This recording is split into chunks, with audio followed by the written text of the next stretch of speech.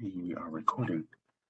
So we are going over remote session for workflow training, and we're going to go through talking about the delivery dashboard, the batch status monitor, as well as the workflow steps. So initial review, final packaging, final review, and then of course toting that product.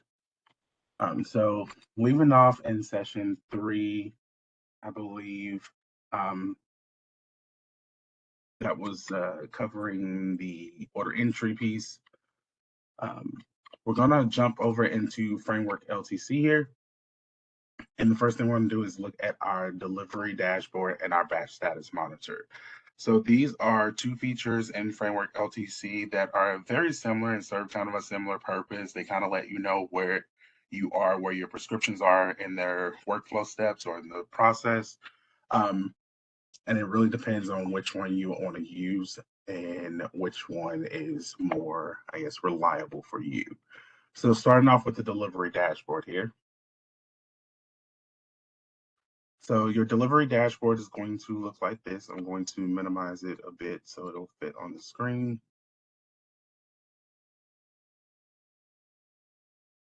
And your delivery dashboard basically is going to show you an overview of everything that has been entered into your pharmacy.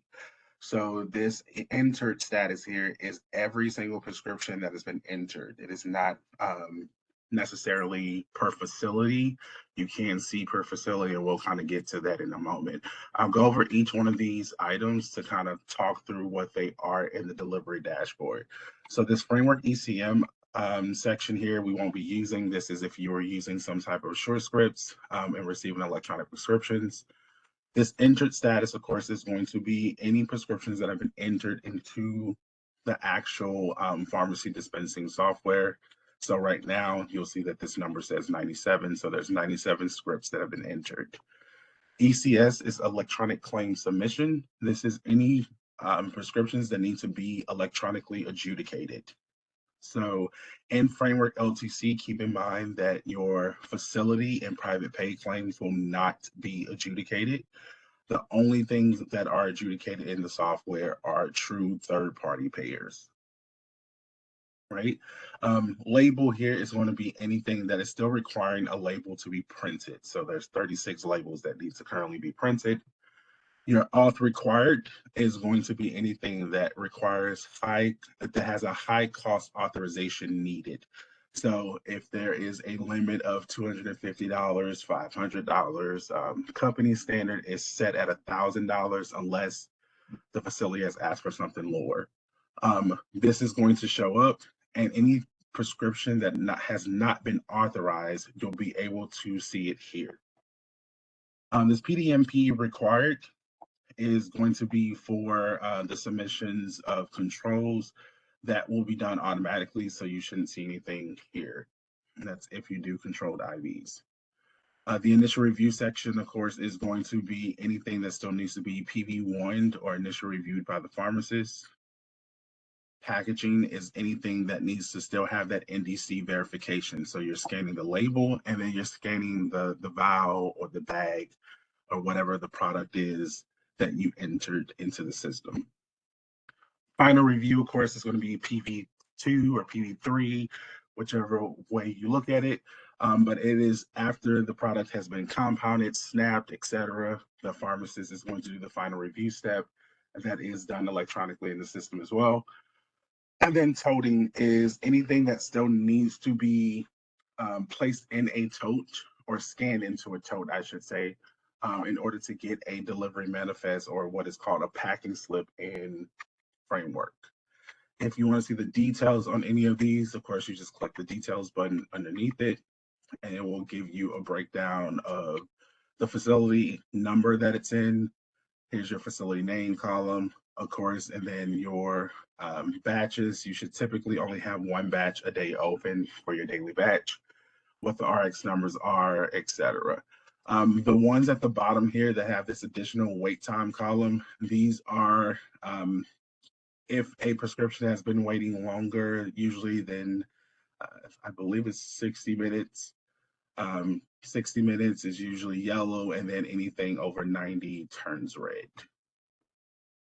There are some additional filters that can be reviewed if you just do the show filter here at the bottom. And then you can put in some additional filters if you wanted to look at something based off of the facility ID. Um, a lot of time you may want to look at something based on the delivery ID. So if you had a stat, as long as you mark that order stat in framework, you can then come here and type in the word stat and apply your filter, and it would show you just your stat orders. Keep in mind that these filters will not clear themselves, so you will want to make sure that you clear the filter afterwards and then just refresh it or apply filter.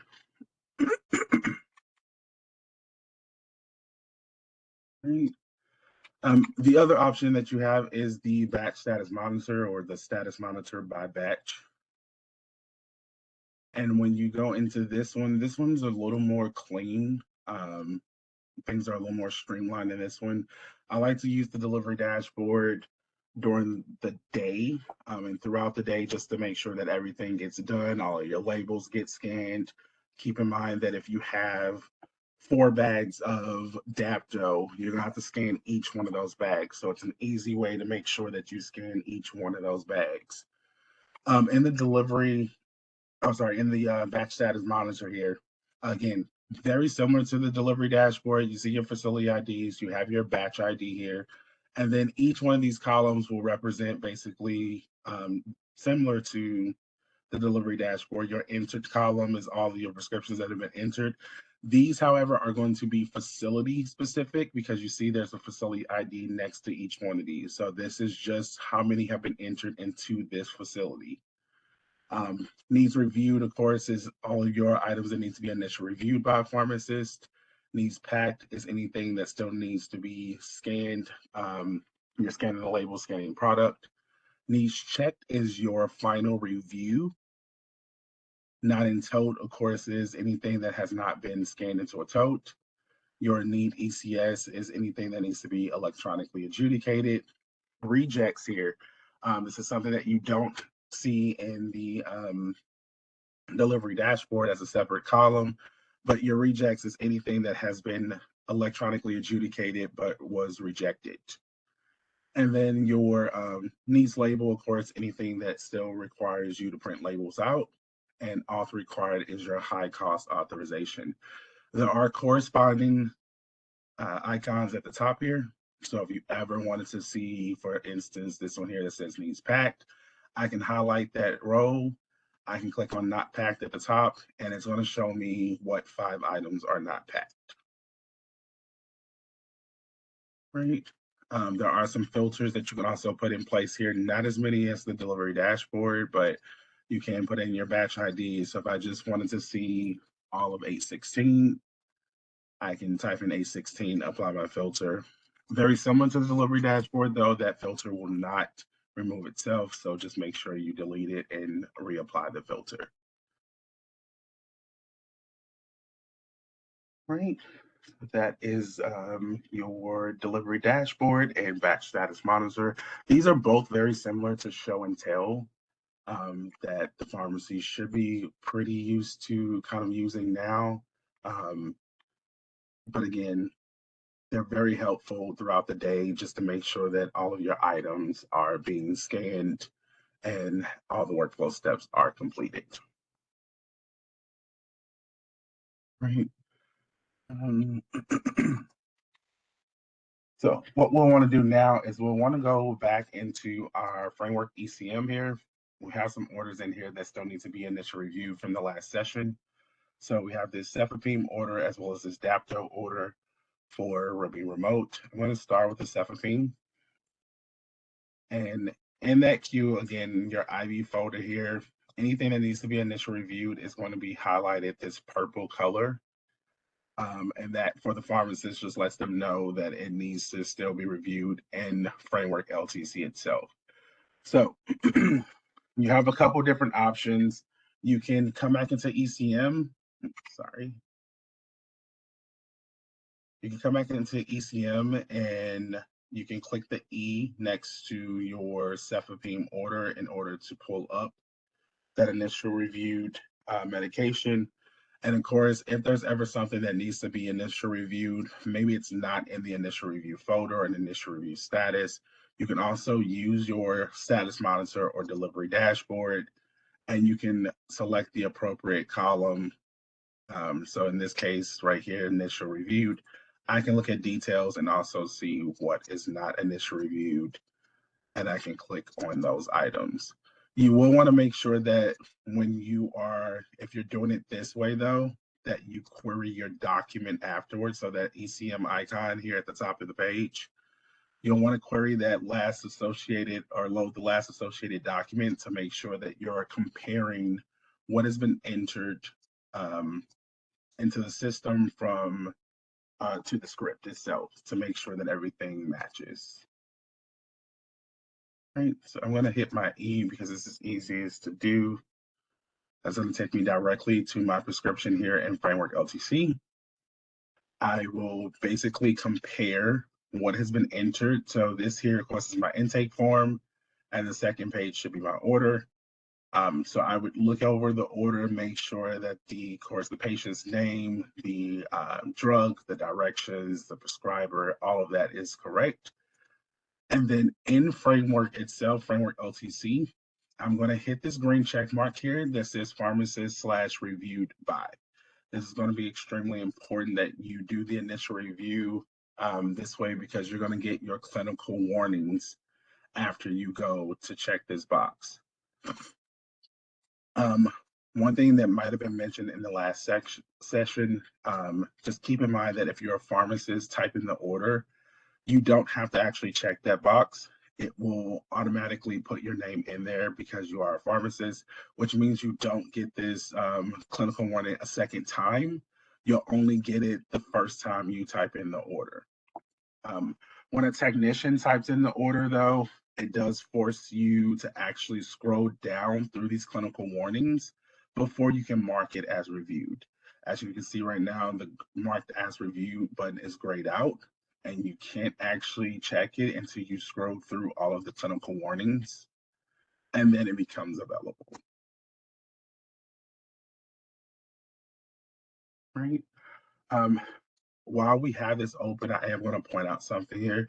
There's also a workflow tab here in tab number 7 on the RX entry screen that will basically allow you to see the workflow steps on an item. So if the label's been printed, the packaging step, final review, as well as the shipping information.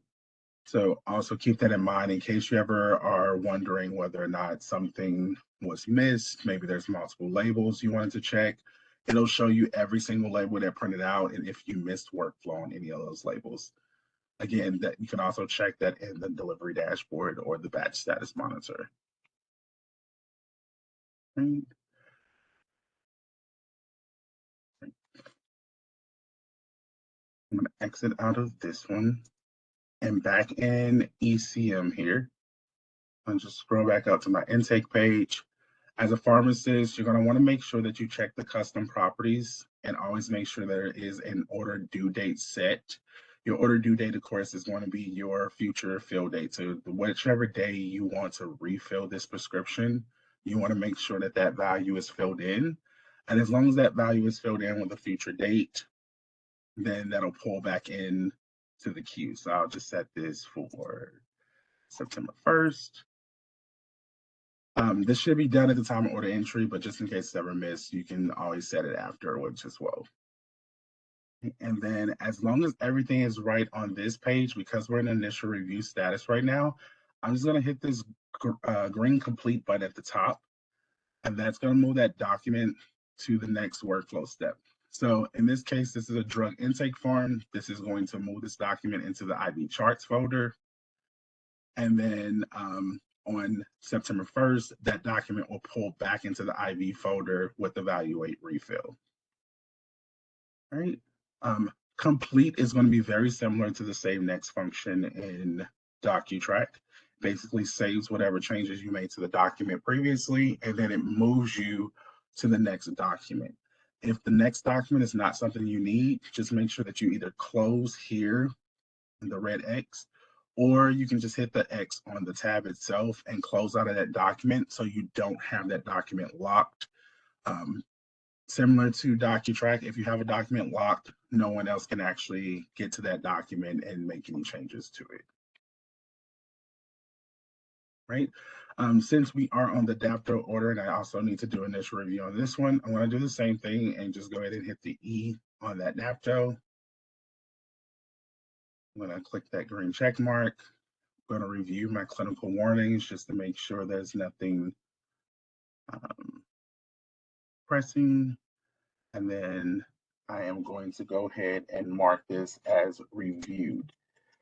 If you ever needed to put in some type of note for other pharmacists, technicians, or whoever, you can also type in this disposition box. And that way, in the future, if someone wanted to just make sure that there was like some type of review of a clinical warning or some type of drug interaction, etc., your note will remain here in the clinical warning disposition box. Okay, I'm going to mark that as reviewed. And I am going to X out of this one. I'm going to go back to my ECM here, check my custom properties. We'll also set this one for the first. And we do have supplies on this one, but I'm going to skip over those just so we can see some steps when we go to post batches later. But since this is done, I am going to also hit complete. The workflow on this one's going to be a little bit different. This is an IV intake form. So the last one we had was a drug intake form. That one went into our IV charts, and it's going to pull back in when it needs to be refilled. This is a compounded IV. So instead, this form here, when I hit complete, is going to actually remain in the IV folder. And it turned this yellow, mustard yellow, yellowish color. And it says now a status of awaiting compounding worksheet upload. And so we'll have to generate a compound worksheet for that one after we do our packaging step. And then that compound worksheet will need to be scanned in usually by the end of the night, just so it can reconcile this actual order here and put it into the IV charts folder. You shouldn't have to move this order manually. Okay. So let's go back to Framework LTC, and we're going to go into our packaging step. So I have my packaging steps, or my steps are in order here under the main option. I'm going to first go into printing my labels. So there are two different functions here, technically three different functions to print labels. There are IV labels, there's prescription labels, and then if you do TPNs, there are TPN labels. For IV labels, anything that you use the IV radio button for in the RX entry screen, you are going to use the IV labels button in order to print those labels out. If you ever go into like prescription labels and you print labels and then you realize you don't have your compounded medications, it's because your IV labels were not printed. All right, so we're going to do IV labels here.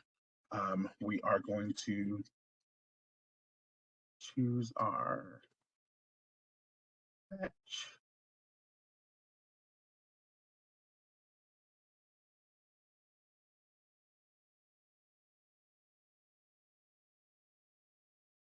I believe it's in the testing pharmacy. Thank you. No problem. It was training. All right. So we're going to choose our batch. Of course, when you're in pharmacy, you would only have access to your pharmacy unless you work in multiple pharmacies, in which case you would have to change your pharmacy there, choose the appropriate batch, and then you would go ahead and print your labels. The buttons that are checked, or the boxes that are checked here, you will leave them checked.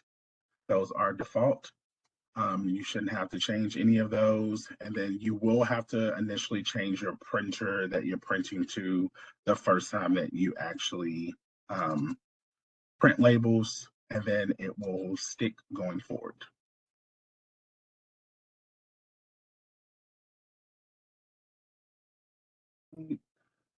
So I'm just going to print those labels and that'll kind of give you an idea of what those will look like.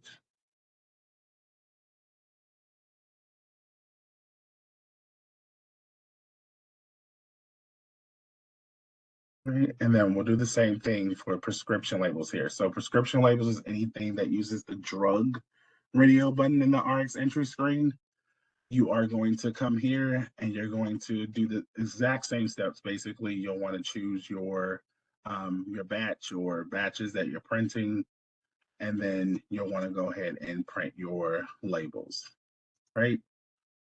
Labels are basically going to look like this. They have a little color to them, though. The actual labels are usually like a yellow and white label, but it'll have all of the basics on there: patient's name, the drug, the directions. You do have two barcodes. So on your label, when it does print out, you'll want to make sure that you use this barcode here in the middle of the label. This is your actual RX number in that barcode. And this is the one that will scan when you go to like package the drug or do your final review. You have to scan this barcode. If you scan this one on the side, it's going to tell you that it's an invalid barcode. So make sure that you're scanning on this middle option here. You'll also know on the label, because it'll be a sticker that you can kind of peel away. It's for refills or requesting refills.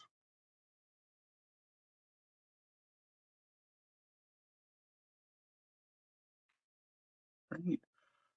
So once we have both of our labels or all of our labels printed, we'll go into the packaging step.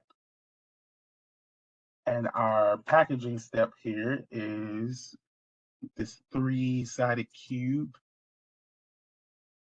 And we're going to scan our label. And then after we scan our label, of course, we'll go ahead and scan our product. So we're going to start off with the cefepime here.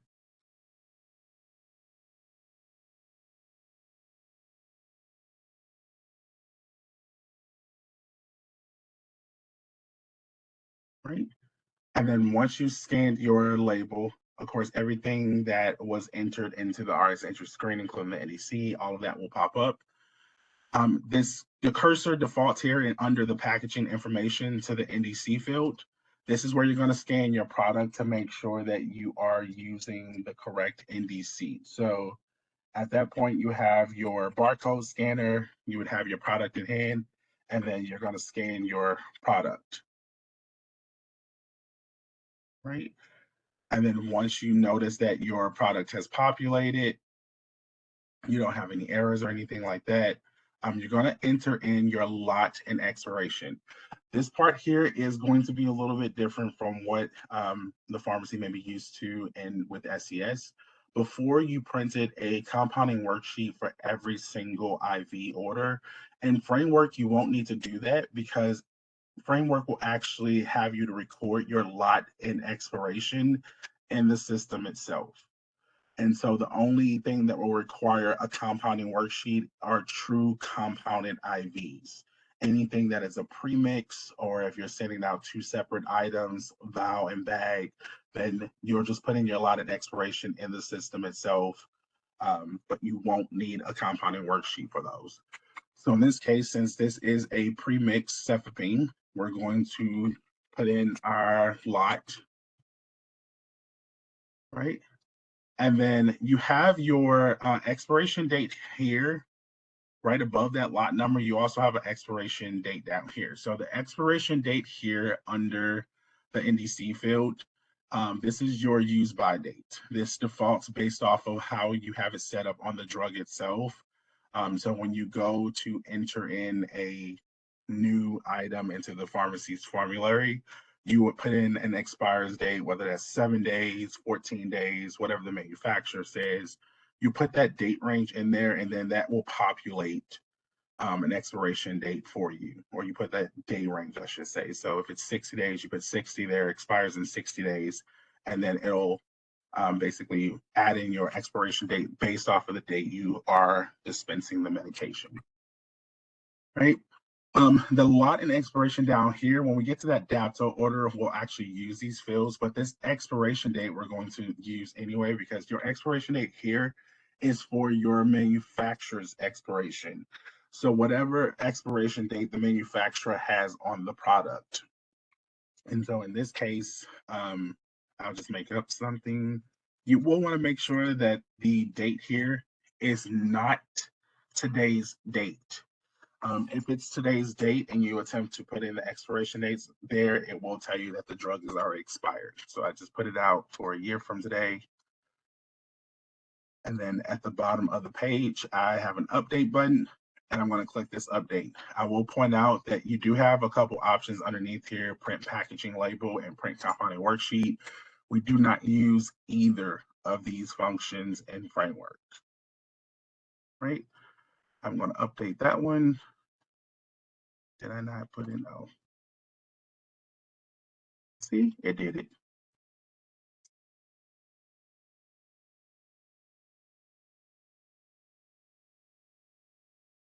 Okay, so I'll update that one, and then we're going to go into our DAPTO order and take a look at what that one is going to look like. Right. So DAPTO, because it is a compounded medication, you're going to notice that down here you have two ingredients show up. You do have to validate both ingredients before you are allowed to update. So you'll notice right now that my update button is grayed out. And even if I scan just one product, it's not going to become available until I've actually validated both of them. So for the DAPTO, what we'll do is we'll scan both our DAPTO and our sodium chloride. I always tell people it's best to scan both products first and then go ahead and put in your lot and expiration for each product. That way you know that you've actually validated both products. All right, so now you'll see that the update button is available. I've scanned both products. What I want to do here, let's change this.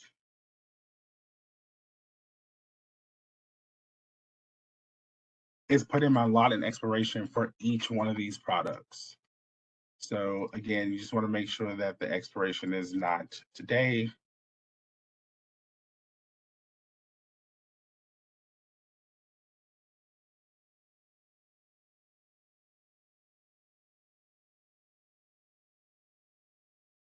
And then I'm going to update, right? Now that I've updated that, though, what I will want to do is I want to go ahead and print my compounding worksheet for that DAPTO order. I don't need one for the cefepime again because it was a premix, but I will need one for the DAPTO. So I'm going to go into my screen, and you will have a link to your compounding worksheet on your actual desktop. So you should have a link that says like IV SSRS or SSRS IV. It could be in either Chrome or Edge. You will just click that link, and then it's going to bring you to this sign in to access. This is just your Windows ID.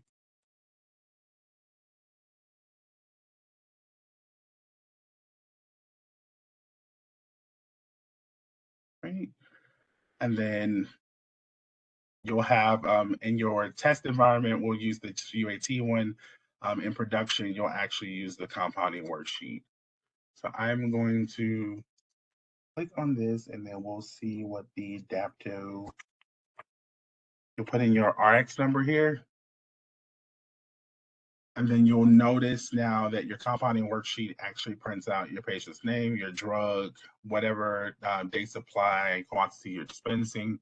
It also shows you your overall quantity to make that particular dose. And then your lot and expiration shows up based off of what you entered into Framework. So you do want to make sure that the drugs are packaged first before you print your compounding worksheet. This barcode here in the top right corner is what will reconcile this to the actual order in the patient as well.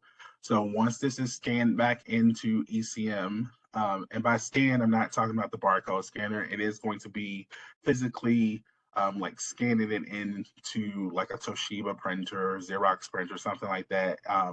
We'll basically set up your ECM as a direct scan option.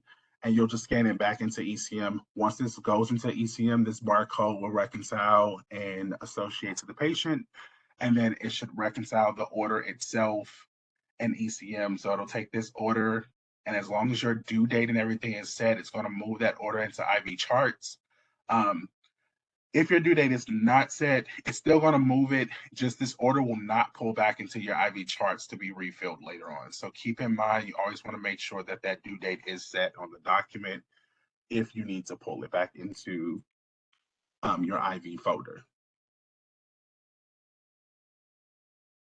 Right. One of the things I will mention here, though, if let's say that you did not need to refill this, maybe this is the completion of therapy, maybe the order is being discontinued by the prescriber. In that case, where something is being discontinued or it's the end of therapy, you're going to change the status here on the document itself. You're going to click this drop down, you're going to hit complete, and then you're going to hit complete here at the top of the screen. And what this does instead is move that document into your daily completed orders. Right? And then it remains in your daily completed orders until the end of the night. And then it becomes archived, where it remains in that archive folder for 1 year. After that, it basically is just archived, still on the server, but outside of this archive folder and still searchable either with the search tab here at the top of your screen, or the easiest option is going to be very similar to DocuTrack. If you come back in Framework, you can always go into Find Patient. And if we look up our patient here, Remy Remote, open patient profile, you can actually query all documents from here. So you can hit your ECM icon, and then you can query all associated documents, and that'll pull in all of their documents.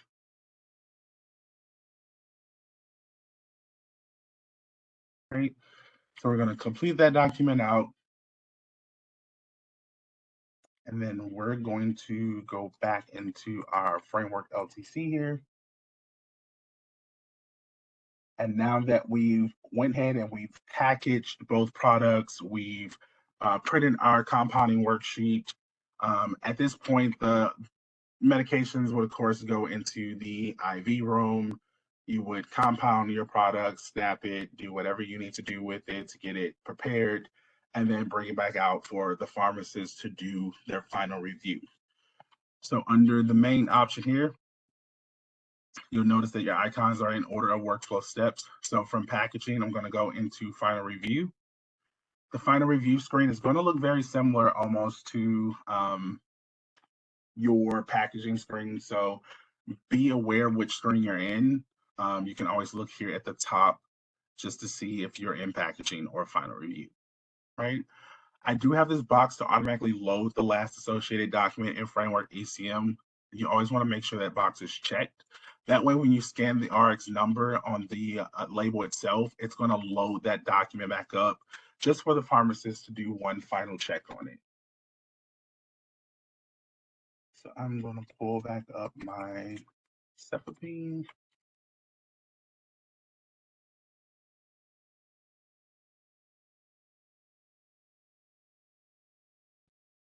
And then with the Cefepime, what you will have to do, and for final review, is still scan the primary ingredient.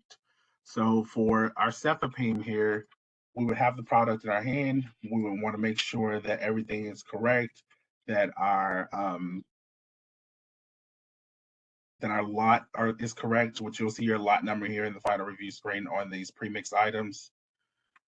You'll want to just make sure that it's all the same NDC, manufacturer, et cetera, whatever. You'll just want to make sure everything's correct, and then you would scan the product. Oops, kind of did that kind of fast, sorry.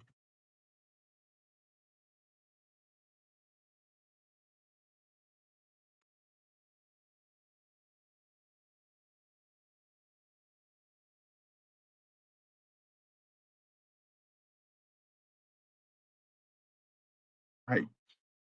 Scan it once. If you scan it twice, there is an enter key inside of the scanner that will basically mark it as reviewed. So On this screen here, we've scanned our product, we scanned our label, we scanned our product to make sure that everything matches. If there was any type of error, maybe the NDC was not the correct NDC, they would also get a message at the time of packaging that would tell them that it's not the right NDC, so it won't let them move forward in that. Right here at the bottom, it says add to contents of shipping tote. So if you wanted to tote these items at the time of final review, you do have the option to tote here. So at the time that you're actually doing your final review step, you would have a little bitty tote sticker. It's called a tote ID. And then you would actually scan that tote ID at this step to tote this medication. There's also a second option under this main to add to shipping tote by tote. So in the event that you wanted to maybe just do the final review and you had a dedicated toting person, or you wanted the technician to tote it, or whatever the case is, you can tote after the fact as well. I would say that for the final review process, if you tote this way, keep in mind that your supply items, so your tubing, your dressing change kit, things of that nature, they don't have to go through final review, but they still have to be toted. So more than likely, you'll want to use the updating shipping tote for at least toting your supply items. And then you can tote the medications either before or after. You just want to make sure that everything goes into the tote. Right, I'm going to go ahead and mark that as reviewed because I'm going to leave it out of the tote so we can see what that is going to look like when we go to post. We'll do the same steps for the Dapto. For the Dapto, because it is a compounded medication, you only have to scan the primary ingredient. So just the Dapto itself needs to be scanned, not the sodium chloride bag. If you attempted to scan the sodium chloride bag, it's going to tell you that it's an invalid NDC. So just kind of show you what that would look like. So it's going to tell you here, as you can see, that's the sodium chloride NDC, and it's going to tell me that this is not the correct product.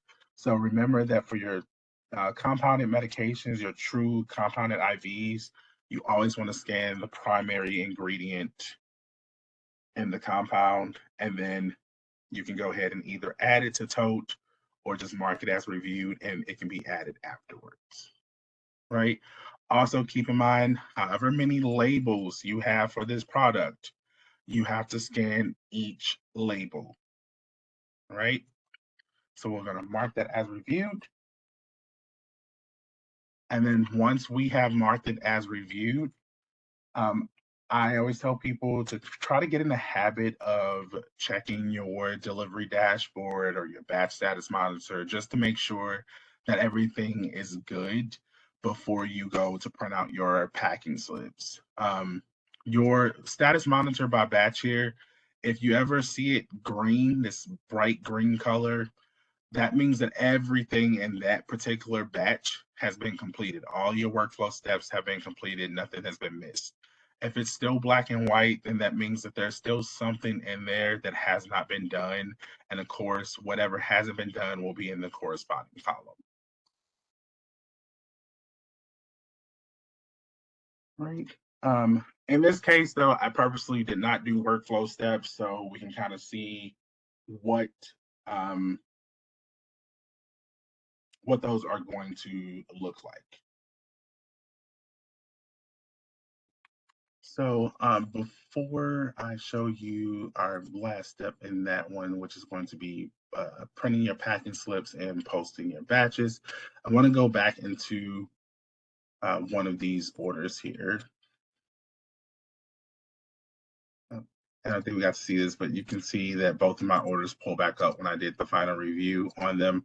You will also want to make sure that you close out of these documents afterwards. As a pharmacist, you can also check the custom properties at final review just to make sure that that order due date is set in both of those orders before closing them out. If you hit complete again from this step, it's not going to do anything because the order is either already in the IV charts, or if it's a completed, then there's nothing else you really need to do. It's in the complete status. I do want to go back though. Let's do the cefepime.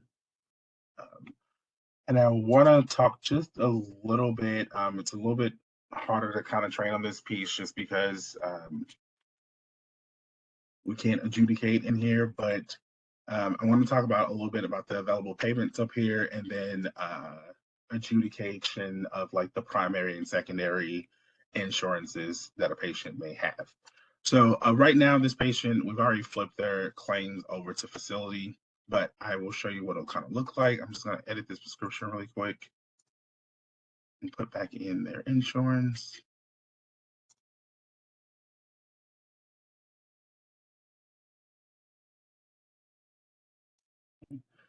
And now you'll notice at the bottom of your screen here that there is a primary claim tab. If there was a secondary claim, so say that a patient is dual eligible, you would see a fifth claim tab here. So tab number 5 would say secondary claim.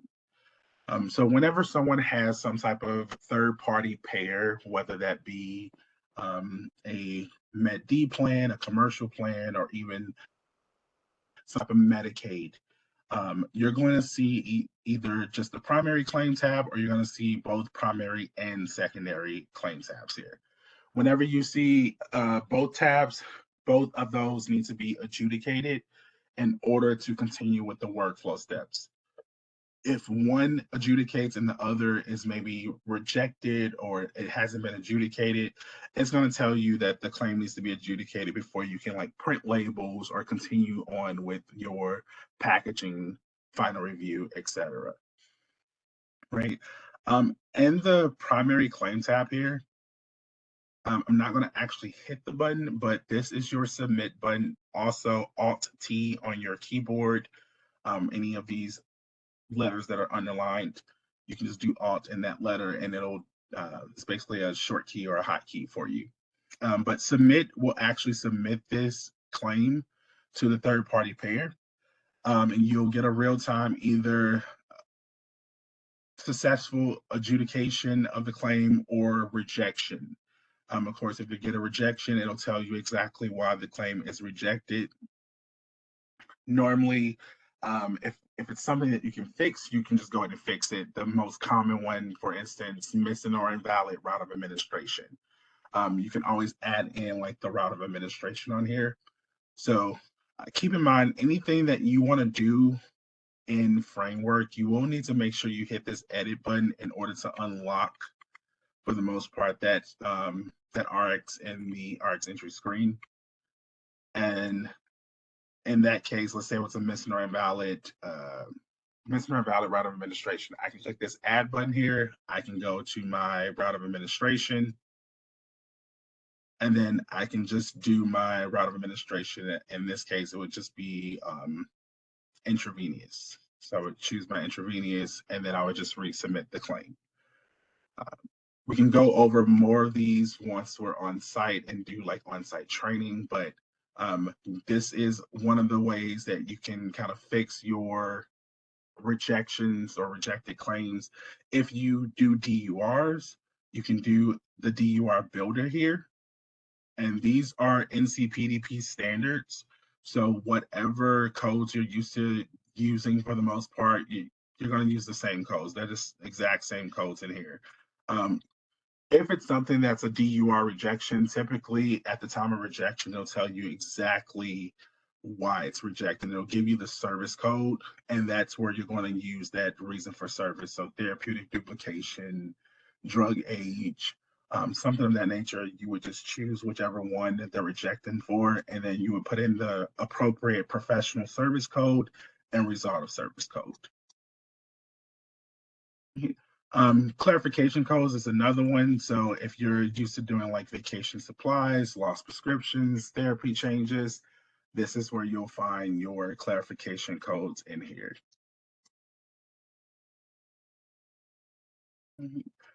And then these two boxes here on the bottom left corner. Other coverage code override, and then compound code override. These two are typically used on secondary claims. You should never have to fill these in on a primary claim. But on a secondary claim, this other coverage code override here is what you're telling that other payer basically, hey, I either collected payment from the primary payer, the primary payer rejected, and I didn't collect payment.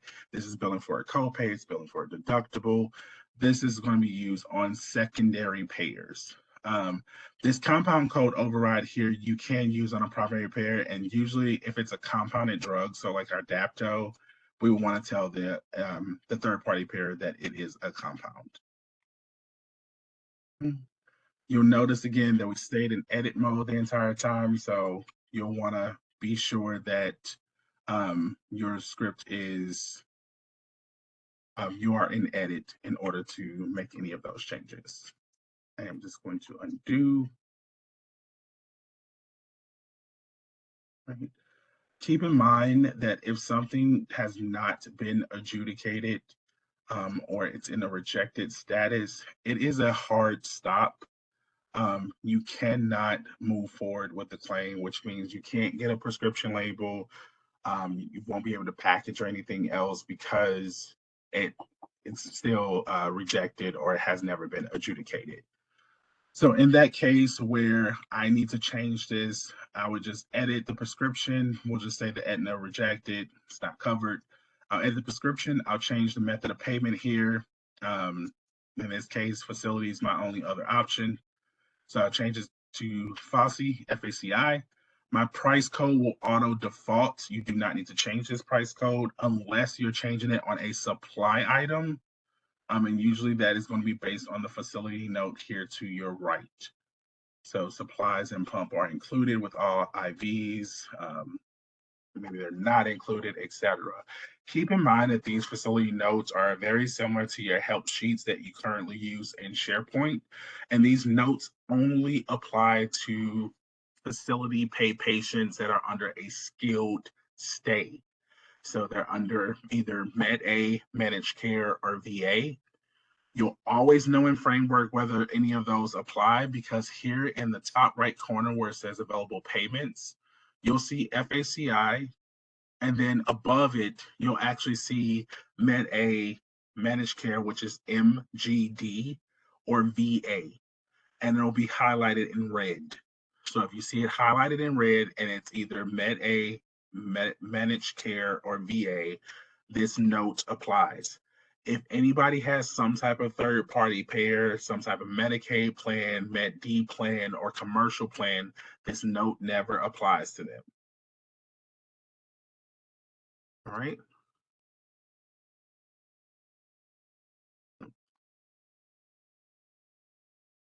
And then you'll see once I try to save that, it's going to tell me that I need to pick an invoice group because I'm billing to the facility. So in this case, this would be not covered. So when this hits the facility's bill, they'll know exactly why we billed it to them.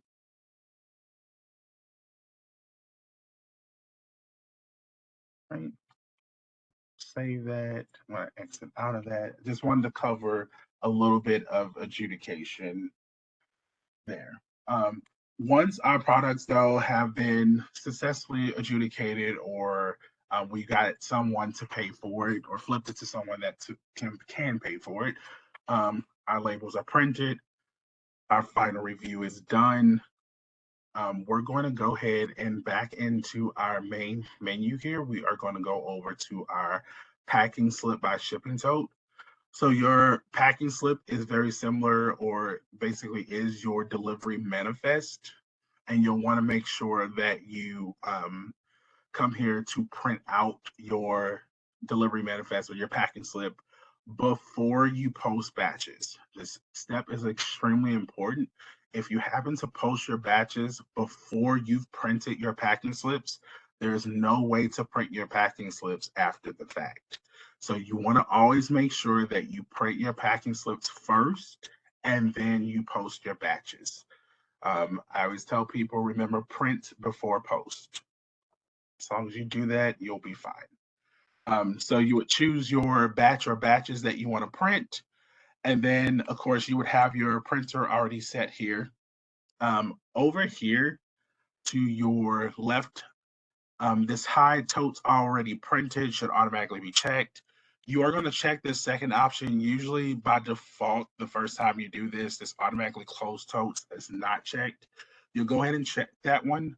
And then you'll also choose the number of copies that you want to print. That whatever the number of copies is, some pharmacies print 2 copies, some print 3, whatever the amount is that you are normally printing or you want to print, you're going to choose that and then hit OK, and it's going to print your packing slips for you. What your packing slip is going to look like is going to be like this. So it's going to have the facility's name and their address up here. It's going to have the date. It's going to have that tote ID that you scanned the products into. And then over here, you would actually have the patient's name. I think. Pharmacy. Thanks, pharmacy. Two P's. You have the pharmacy's information here along with the packing slip ID. So this packing slip ID is basically the ID that it gives to this particular packing slip. I will warn you that if you reprint a packing slip, it changes the packing slip ID. Right? And then your patient's name will be here at the bottom. So this will be the actual nursing station listed right above. Then you have your patient's name and their items that were scanned. So you would see if there's multiple bags, you would see a line item for each bag, as well as their products, or I should say supplies, a pump if they have a pump. You will see all of that listed out per line on the actual packing slip. Right. This barcode here, or these barcodes here, when you do get the signed copy back from the facility, whether that's faxed back over or sent back with the driver, as long as this is scanned back into ECM, this will auto reconcile. You do not need to scan like each packing slip individually. You can scan them all in at once and it will auto reconcile into ECM. One thing to keep in mind here is you do not want your framework LTC packing slips mixed in with your LTC 400 packing slips. The barcodes from the 400 will not read in ECM. And so it basically will cause these documents to just sit in the IV folder without being auto reconciled because there are barcodes in there that it cannot read.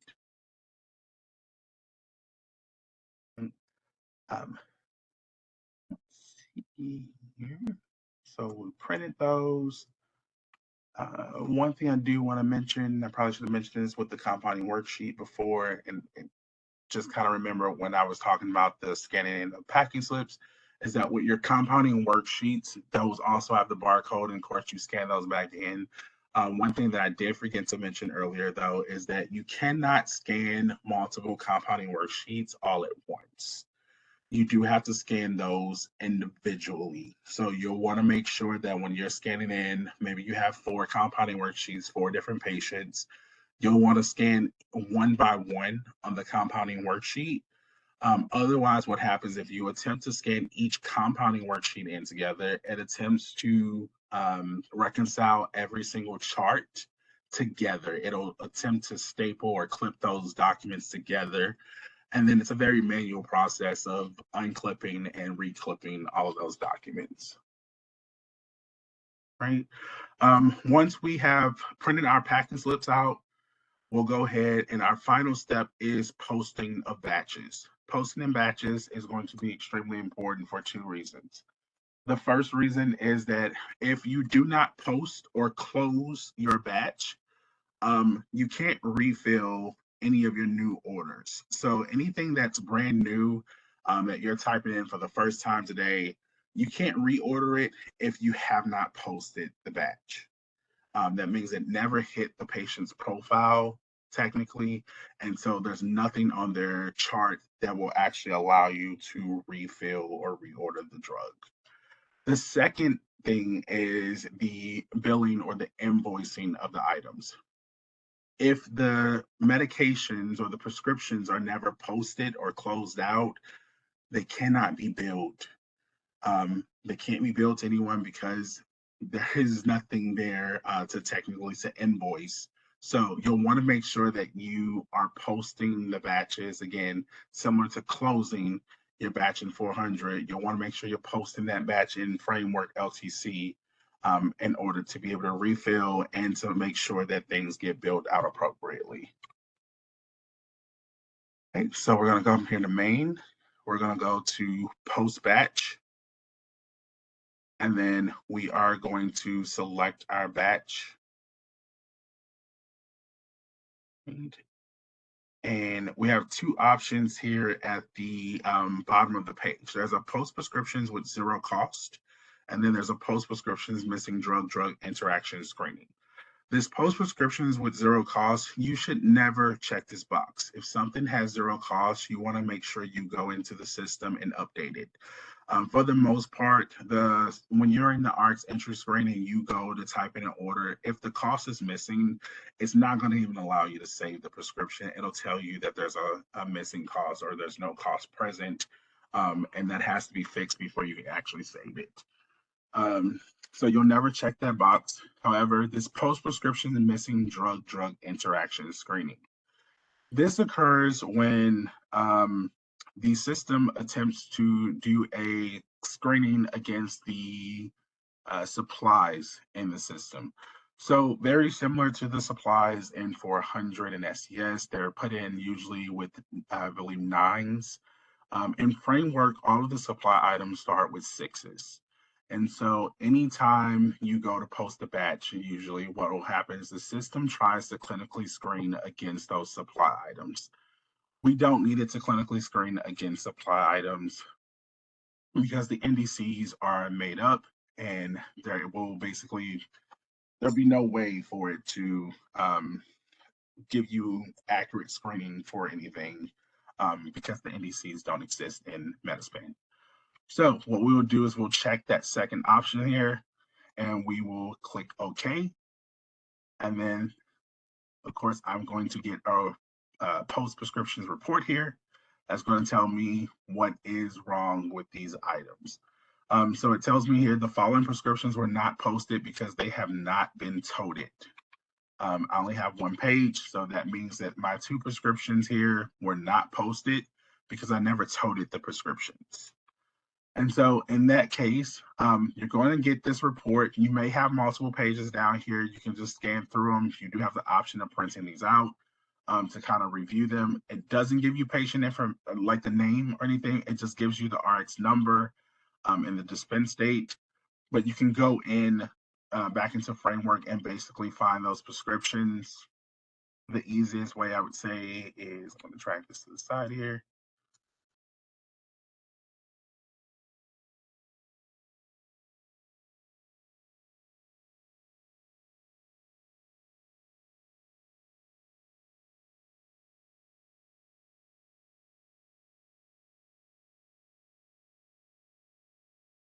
Under utilities, you have a find RX in history, and you can always search for it here. But our easiest way is what I was saying.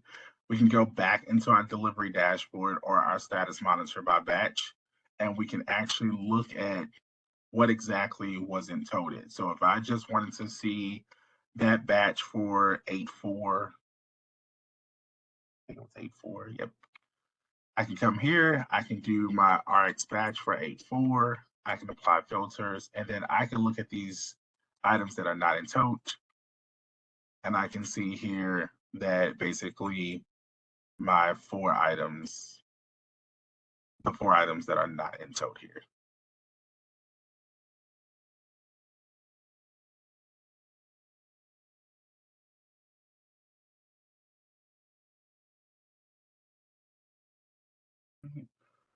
Keep in mind that you will want to make sure that the items are fixed prior to posting batches. If you attempt to post something and you get one of those reports that tell you these items were not posted, so if there were other medications in that batch, it'll post everything that workflow was completed on, but it was going to keep open anything that still needs workflow completed. So for those prescriptions where I didn't tote those items are going to remain open in a batch until they have been toted. In the event that that happens and it's already gone out the door, you'll open up a ticket with us and we'll go ahead and fix it. But you'll want to make sure that you're looking at your delivery dashboard or your batch status monitor to check those things before the run actually leaves. That way you have time to fix it before the drugs actually go out of the pharmacy.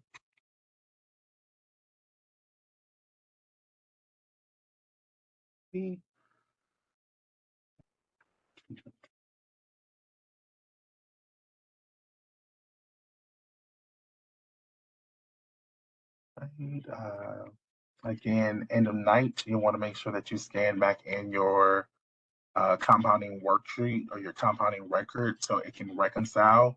And you do want to make sure that you do that at the end of the night, preferably not the next day, just in case, like for instance, you have Daptos. A lot of pharmacies only do a 1-day supply on Dapto at a time. If you don't reconcile that document for it to pull back in to evaluate refill the next day, then that if you don't scan in that compounding worksheet, that document just sits in your IV queue with awaiting compounding worksheet upload. So it basically is just going to sit here highlighted yellow and it'll never pull back in with evaluate refill because the compounding worksheet wasn't scanned in. So always try to make sure you get those scanned in at night. You can do it after the run, right after the run. You can do it right after you're done with the compound if you wanted to. Just you want to make sure that it's done in order so that documents are actually so that document can actually be reconciled. A couple other things in framework. There is a DDI checker here. So if you ever wanted to, and this is more so for pharmacists, if you ever wanted to check possible interactions between two drugs under utilities, there is a DDI checker, and you can basically put in, spelled that wrong. You can put in a couple of different drugs or however many drugs that you need to put in. I'll add that one. I want to use one that I know has an interaction. Right.